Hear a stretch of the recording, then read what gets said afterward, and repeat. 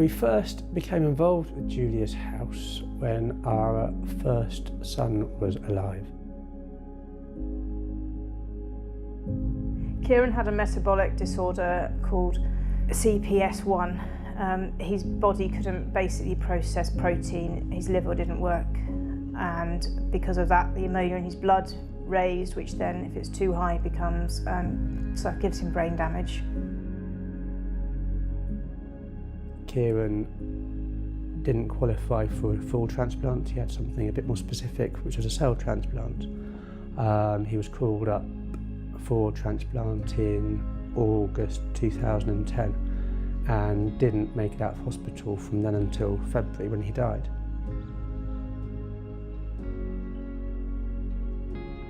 It felt like a second home being here with Kieran after he passed away. It was, I shouldn't use the word nice, but we were able to spend some quality time with him.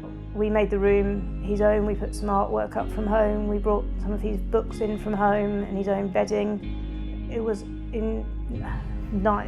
nice to be able to spend some time with him here without having any tubes attached, any machines going beep, because obviously our last memories of him in hospital in intensive care, he was wired up to an awful lot of syringe drivers and machines and pumps and things.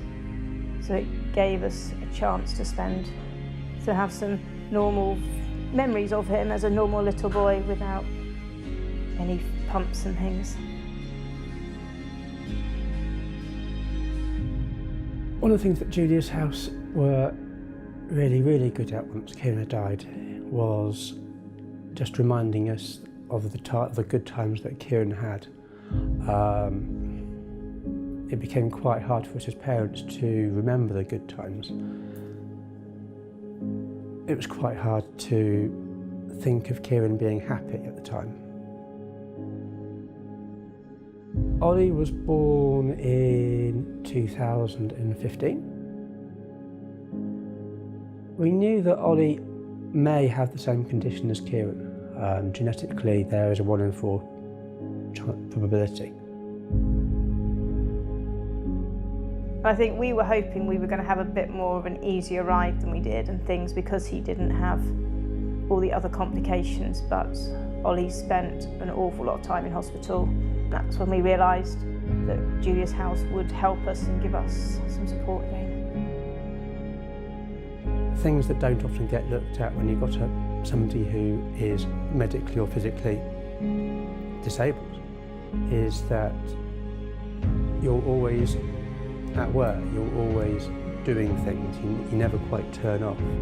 You're always planning the next lot of medicines, you're always thinking about the next feed delivery or getting the feed set for overnight.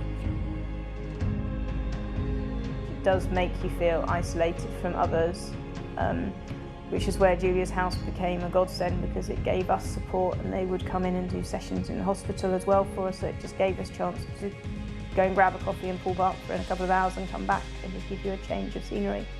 They provide some respite, so 1 or 2 carers would come in, play with your little one, which would give you time to be a parent or a person for a bit.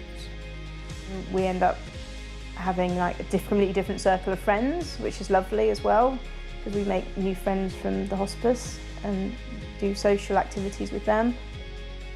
It's helped to support us as a family in many ways. Our hardest time certainly were last year with Ollie when he was really poorly at times.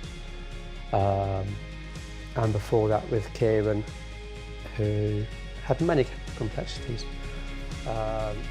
He's had a fantastic through his life, and also, unfortunately, once he had died, they supported us very strongly. They almost wrapped their arms around us and sort of guided us through in many ways.